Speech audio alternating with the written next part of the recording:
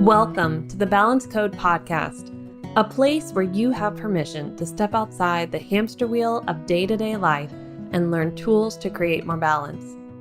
My name is Katie Ressler. I'm a licensed therapist and burnout and hidden grief specialist. I support ambitious, goal-driven people who are ready to get off the one-way train to burnout and start to enjoy life again to the fullest. Oh, and by the way, I'm a mom of 3, an expat living in Germany who's still learning the language, and an entrepreneur. Living my balance code is what keeps me able to work in incredible ways without burning out. So let's find your balance code. Welcome back to the Balance Code Podcast.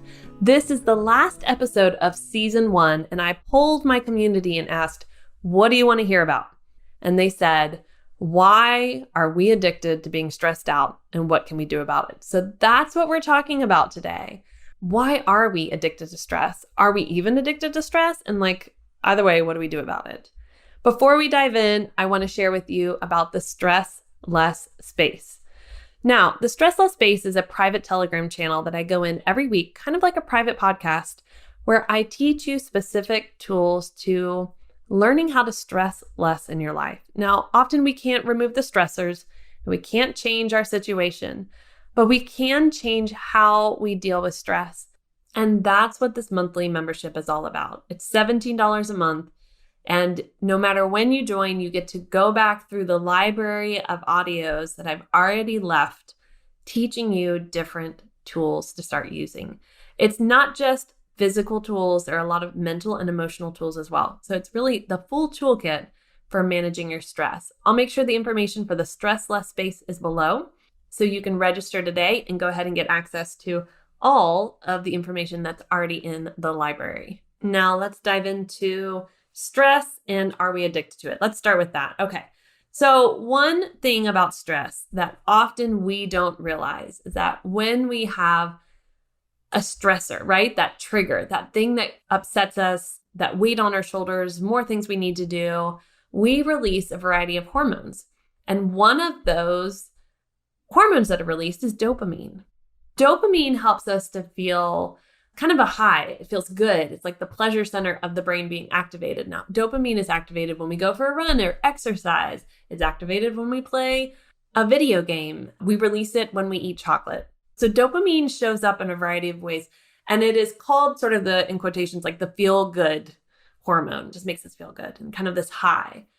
So if stress, when we experience a stressor, if the stress response is to release adrenaline, which helps us with fight or flight, right? Like, am I attacking the bear? Am I running from the bear? And it's really just like traffic, right? If we have that and we have cortisol, and then we also have dopamine being released, our brain gets like, woo, there's some fun to this. The pressure, if you are a procrastinator, you know the feeling, especially in school. If it's like the night before, oh my gosh, I got to get this paper written. You perform often almost a little bit better than you would if you'd taken your time. Well, I say that the effects on your brain and your body over time because of that procrastination and putting things off does not really add up to being worth the good grade in that moment. But often we find ourselves even sharper, clearer, focused, getting it done. And we almost feel like we need that pressure. We need that push. And if you grew up in a home in which being stressed was normal, you had parents who were stressed, you were stressed, and you saw like this is just a part of life, it is a habit. It is habitual at this point. So when we have that habit of this is what it's normal, we also have the problem that it's comfortable, that being stressed, even though logically we might hate it, there is a part of us that finds comfort in it, right? It's comfortable for us to continue in the pattern of what we grew up with. We get that that makes no sense. We get that we don't want to be like the people who are stressed in our family, right? Like logically, our brain goes, yeah, that doesn't compute. But emotionally, there's this memory to it that's like, but this is normal. This feels right. So when we talk about can you get addicted to stress, 100% you can, because we all love that happy feeling from the dopamine. And there are so many ways we can get it. But when, again, we think stress is normal, this is typical, I'm just in the season of life where this happens, we will convince ourselves that this is right. This is just how it is. It's kind of like we give in. This is just how it is. I'm stressed. And the cycle continues. And because it creates this pressure center, we feel a sense of, I am needed, I am wanted, I've got to do this, I'm responsible, I have to achieve. It is sadly addictive. We like to feel and experience the high from dopamine. We really do. And it is not a bad hormone. It's our happy hormone. It makes us feel good. There are really great, healthy ways for us to get that hormone. It's just this horrible cycle that we get in of, well, I've done this thing that has added stress to my life, or the stressor has happened and I feel a bit of a high from it. So therefore, I'm stuck. And you're not. You're not. But here's the issue. The longer we stay in the stress loop, the more that it's normal, the harder it is to get out. Because when we create space, when we all of a sudden don't have those stressors in our lives, we get uncomfortable because we don't have the hormonal shifts. We don't have the surges of adrenaline. We don't have the pressure. And we'll find ourselves almost creating the drama to feel those things. We'll almost seek out stressors. I was recently in this situation where the more I've worked on my own balance, especially as I've been doing this podcast, the more I've really simplified a lot of the things in my work and in my personal life and finding strategies and systems that work for me. I've actually been uncomfortable. Like there is freedom and space and time, and I feel a sense of almost being guilty for having it. And I should fill it with something. And let me look at what I can fill it with. And unfortunately, I've almost put my hand back on the stove a few times and got myself burnt going, no, don't go back down that path. And thankfully, things didn't always pan out when I tried to go back down that path. So we will get uncomfortable when we start to create space in our lives. We will get uncomfortable when we start to break the addiction with stress. If you've ever given up sugar, if you've ever given up alcohol, if you've ever given up bread, whatever, if you've ever given up anything for longer than a week or two, when you really lean into like a 3-month to 6-month journey of giving something up, those first weeks, and even I would say a couple months, are hard. It is so uncomfortable. And in my own journey of having to give up certain foods, it is like a personal battle within myself to say, I don't need this. Why? Just because you're craving the dopamine rush that it gives, or you're craving certain things about it, doesn't mean that it's good for you. It doesn't mean you need it. And when you do this with stress, when you finally try to break the addiction, remove it from your life and go, okay, I understand that there will be stressors, but how I respond to the stress is amplifying it. So I'm going to shift and change this. And wow, there's like so much more emotional and mental space that I have now. If you notice you want to fill that space with something that will add more stress to your system, that's the point where you realize you're kind of like detoxing from stress. And it does take time for stress hormones to flush out of our systems. And usually it's only a couple hours. But when we've had stress after stress after stress, compounding stress for weeks, months, years, it can take up to 6 months. I find that my clients who retire have this struggle because they've been like working hard and going. And as soon as they decide to retire and step away, I always remind them, you need a good solid 3 months. You're probably going to sleep more because your system's like, whoa, I need rest. You're going to find yourself looking for projects. Fight the need for the project. Do a project because it's exciting and fun to you, not because you have to, not because, oh gosh, now I have the time and I can do it. You have time now. That's not going away, but it will go away as soon as you commit to a project. And there is a season of time there. And I call it a season because it really is a shift where it is super uncomfortable physically, mentally, and emotionally. There's a feeling of guilt. I need to do something. There's a physical feeling of something's not right. I'm itching inside to do something. Then there's that I'm completely exhausted, so I need to rest. And then there's the mental load of I got to think about now and so many things I have to do or I should do because I've retired. And this happens whether you are retired, you've left a job, you've transitioned into a different kind of role in your family or in your personal life. And then you're like, whoa, it feels uncomfortable because I'm not doing what's normal, what was comfortable. That goes back to the very beginning when I was sharing. If you grew up in a home where stress and high stress was normal, it was typical, then it's comfortable. So you will go to what is comfortable, even if logically you know it makes no sense. And it's not the life you want to continue living. Here's the other piece that we often forget. Our identity gets wrapped up in being stressed.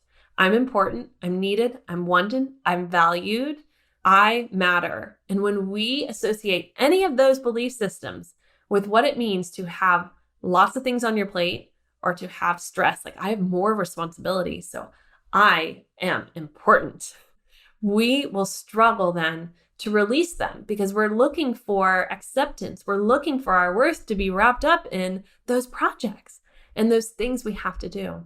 So the more that we can say, my worthiness and my ability to be loved and my ability to be great and valued has nothing to do with any of these projects. It's just, I am. So therefore, these projects, I like to say, are like cherries on top, right? They're just kind of superfluous, but they boost my ego in a moment. They're not a long-term, yay, on your deathbed, you're not going to usually be like, man, that one promotion was it, or that one thing I did, that was it. No, you're looking at a whole lifetime on your deathbed. So the more that you can untether and remove the binding that has happened between your identity and your belief in yourself in the amount of stress you have, is so important. And that's hard work because it takes you really reflecting on your whys. Why do you say yes to things? Why does stress seem to follow you around? Why does it feel like life seems to be going from one drama to another? Who am I with this stress? How do I matter because the stress is there?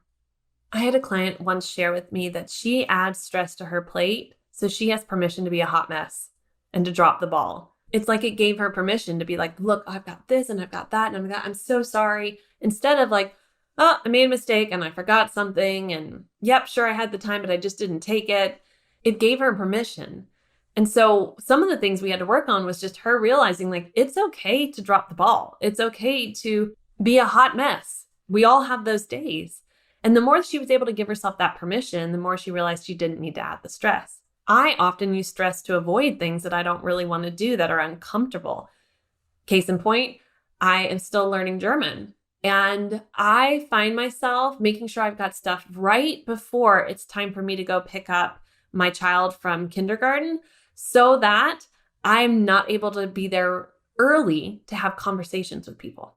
And I show up real fast, running in, oh my gosh, hey, da-da-da. I apologize to my child, but I don't make eye contact with anyone. I look really busy and I look really rushed because, man, she must have a lot on her plate. She must have things going on, so I'm going to leave her alone. And sadly, all it is to avoid a conversation, which honestly, my German is perfectly fine to have conversations. It is about my own insecurities around communicating in the language that make it so I think, oh, but if I'm busy and I've got so much on my plate, and especially right before time to pick up, then I only really need to apologize to my child about it, which, let's be real, feels awful. And I can just look to the other parents like someone that is like, oh, she doesn't really have time, like we'll leave her alone. So what in your life do you use the addiction to stress or the need for stress to avoid something else? Is it, I've got so much on my plate at work, so I got to come home late because I want to avoid those conversations with my partner that I don't want to have, or I want to avoid feeling like a failure as a parent, so I'm just not going to be there even more. There's a lot of things we will avoid through adding stress to our plates and convincing ourselves the stress is real. Not that we could create a boundary around it, have better time management skills, and then actually be there and deal with those uncomfortable moments. So we know, yes, we can be addicted to stress. There are multiple reasons why. We know our identity can be wrapped up in stress, which makes it even more easy to stick with it. We can use it as a way to avoid or a way to give us permission. What do we do about this, Katie? What do we do about this? Here's what I'm finding work for me and work for my clients. I'm being very honest with myself about my relationship with stress. Everything I've talked about today on this episode is stuff I've had to reflect for myself.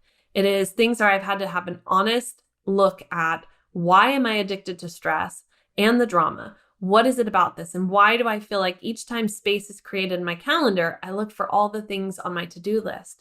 Is my worthiness and my ability to be likable wrapped up in how much I'm doing?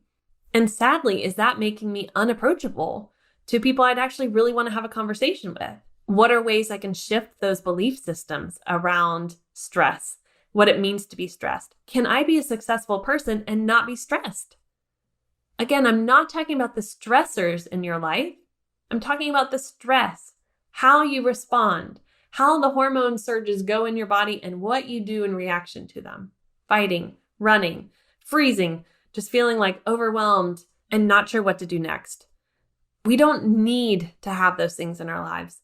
But the more that we have an honest conversation about why we have them, why we struggle to put our phones down and be present with people instead of reading social media or the news that adds to our stress right now, why we don't create boundaries around our morning routines and our bedtime routines that will help us to feel less stressed, why we don't go to sleep early versus stay up late thinking we're having, quote, me time, when actually we're just stressing our system out even more. These are things I had to take a very honest look at. I had to, because nothing was going to change. Nothing in my life was going to shift if I didn't shift, if I didn't change how I handled the stress. And there are no stressors that have shifted in my life beyond the things I volunteered for. There's nothing that has changed. Everything has stayed the same. But I have learned how to understand my brain, and I have learned how to find ways to regulate my system when it wants to go for the drama and the adrenaline rush. I have learned how to start to go, I don't need this. And anytime I find myself going backwards and getting that slap on the hand of like, nope, don't go down that path, I listen. I don't keep returning to it. But this has taken a matter of a couple years to get to the place where I said, how I'm living my life is not working for me. And the health implications and the mental health implications are way too impactful. And I've got 3 little beings in my home watching me. And I have a partner that I want to have a life with. And I can't do that if I continue this way.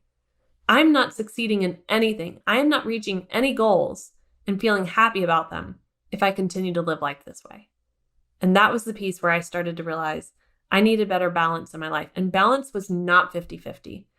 Balance was about removing the addiction to stress. Balance was about simplifying the strategies and systems I have in my home and in my personal life and in my work life. And it sounds very systematic and logical and things, but that's how my brain works. It's a matter of balancing my emotions with a logical approach to things. We have 2 sides of our brain for a reason. We can use them. And no matter if you say, I'm more of a feeler than a thinker, I'm more of a thinker than a feeler, it's a spectrum. You can use both sides. So look at your addiction to stress. Look at the identity you've wrapped up in being stressed. Look how you use stress to escape, to give yourself permission. Then start shifting those beliefs. Start adjusting what you think you need in order to be successful and happy and worthy and important. Start to shift the belief systems about space in your day needing to be filled up with a date with a friend or creating a to-do list of, I've got free time, so let me get all these things done. Why can't rest be productive? And the more that you listen to the last 26 episodes, and the more you really start to take an honest look at your own life and how you're living it to see where you actually have control and the areas where you feel like you've let go of control. That's when the shifts start to happen. That's when the change occurs. There's nothing on this podcast that I have taught that I have not walked first. So I'm not coming to you with false hope or saying, oh, here's the fast track way to make this happen. I'm always very honest that it is challenging and difficult, but you can do it. Because if I can, and if my clients can, I truly believe you can too. You just have to actually want to. And I'll leave you with this. I was talking with a friend on a walk this morning, and I said, honestly, I think often when there's like a dream, a wish, or a manifestation we want to create, we want to have happen, we think, I really want this. The reason why it doesn't happen largely is because we don't actually want it to occur, because it will mean change. It will mean adjustment. It will mean completely shifting how we see or do things. And until we start to show signs that we're ready for it because we're making those shifts and changes and adjustments, it isn't going to happen. And I think it's the same with balance and stressing less.